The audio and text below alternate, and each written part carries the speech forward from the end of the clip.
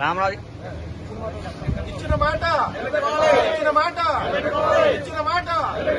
రామరాజు గారి నాయకత్వం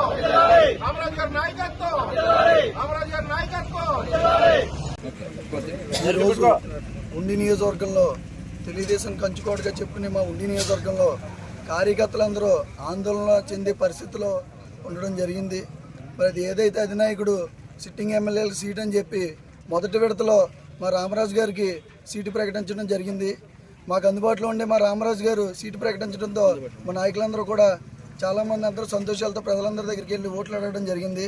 మరలా ఈ మధ్యన ఈ 2-3 రోజుల నుంచి సీటు మారుస్తారని బయట పుకార్లు రావడంతో ఆందోళనలో ఉన్నాం కార్యకర్తలంతా.